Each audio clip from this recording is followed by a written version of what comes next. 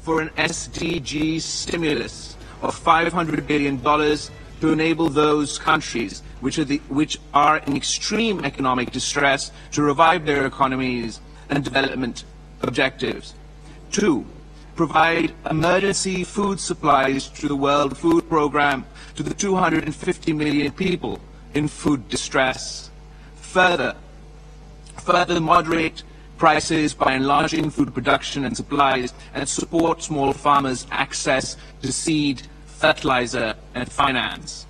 3, ensure the availability of energy, especially gas, for developing countries and explore mechanisms to reduce the financial burden of energy imports.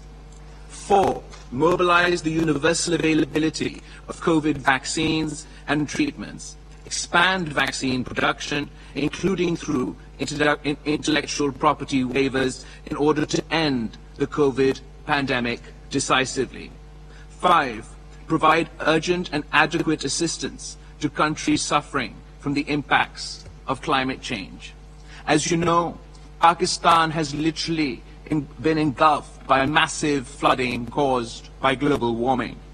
Pakistan emits less than 1% of global greenhouse gas emissions, yet it is now the epicenter of the impacts of climate change.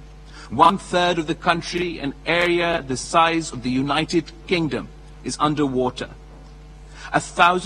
More than 1,000 people were killed and thousands more injured. 33 million people have been affected and 6 million absolutely destitute. Over 1 million homes, 7,000 kilometers of roads, 350 bridges, 5 million acres of crops have been destroyed. The total damage is estimated. The entire Pakistani nation, government, armed forces, and common people have rallied to provide relief to their compatriots in need. And we are grateful to our friends, including members of the Group of 77 in China, for their generous support that they have provided Pakistan in our relief efforts. We are confident that their support will be sustained as Pakistan moves to the daunting task of rehabilitation and reconstruction. And we are incredibly grateful to the Secretary General of the United Nations for arriving in Pakistan at a time of distress, witnessing firsthand the apocalyptic devastations caused by these monster monsoons, and becoming Pakistan's champion, becoming the developing world's champion, the impacts of climate change, and for his leadership on this issue.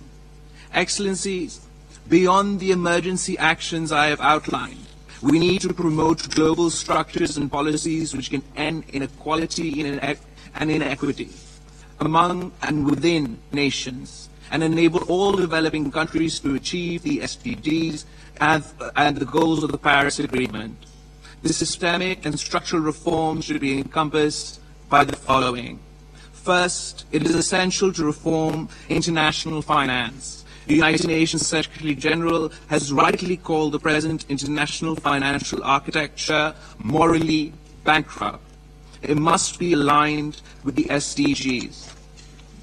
This implies sustainable management of sovereign debt, larger concessional financing from MDBs, including through recapitalization and lowering provisioning ratios. Issuance of additional SDRs, reducing borrowing costs for developing countries, and innovative financing. Second, if we are to ensure timely transition to a sustainable and dynamic global economy, we need to mobilize $1 trillion annually as investment in sustainable infrastructure, energy, transport, housing, industry, agriculture. Besides access to public and private finance, the developing countries must prepare a pipeline of bankable projects, especially by de-risking investments through blended financing guarantees and SDG/green bonds. We should also consider setting up a UN policy board and utilize the UN country offices to promote sustainable infrastructure investment.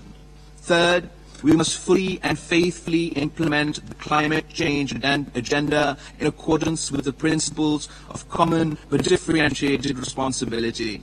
By COP27, we must secure fulfillment of the pledge by the industrialized countries to provide $100 billion plus annually in climate finance, allocate half of this to climate adaptation, and establish a financing facility to compensate developing countries for loss and damage from climate impacts.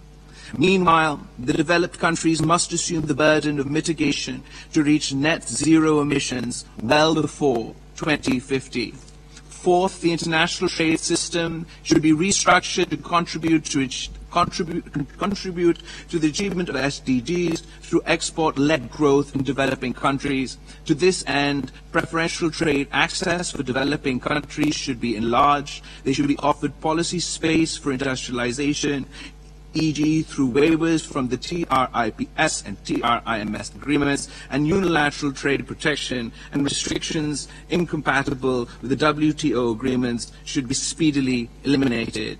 Fifth, the induction of a fair international tax regime, including digital trade, is essential to enable developing countries to mobilize larger domestic resources for development. Sixth, we should negotiate an international technology agreement aligned with SDGs. It should offer preferential access for developing countries to relevant advanced technologies and end discriminatory restrictions.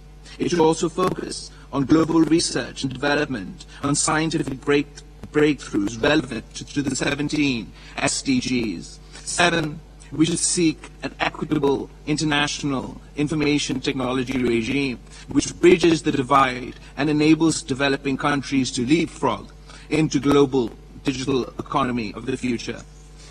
Excellencies, I hope these proposals for emergency actions and reform will be reflected in the declaration we will adopt at this meeting and will be promoted by our group during the current session of the UN General Assembly.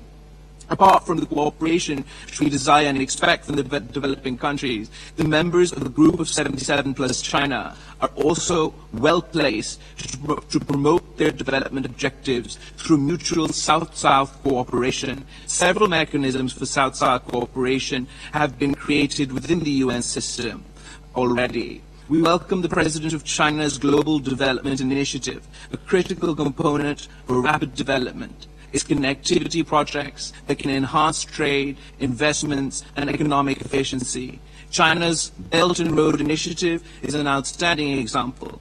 Pakistan also looks forward to the completion of the Tapi gas pipeline, CASA 1000 electricity grid, the Pakistan-Afghanistan-Uzbekistan railroad, as well as the extension of the China-Pakistan economic corridor through Afghanistan. Once Pakistan-India relations are normalized, we can then look forward to the integration of emerging economies of South Asia, Central Asia, and West Asia. Excellencies, in order to advance our common objectives, Pakistan will convene a ministerial meeting of the Group of 77 in China next December. The conference's action-orientated discussions will assist the group to secure tangible outcomes, especially at the SDG Summit to convene at the UN in September 2023 and at the proposed Summit to the Future in 2024. Excellencies, our countries and peoples confront monumental challenges. We need to change the policies and structures that perpetuate inequality and poverty.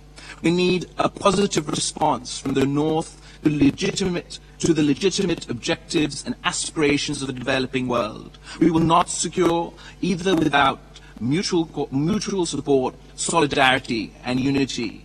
Let this mutual support, solidarity, and unity become our guiding principles as we endeavor to build a better and prosperous tomorrow for our peoples. I thank you. Honorable members, excellencies, distinguished delegates, we are pleased that the distinguished President of the General Assembly and the Secretary General of the United Nations are joining us this morning. I'm now pleased to invite His Excellency, the President of the 77th session of the General Assembly, to address the ministerial meeting. Pakistan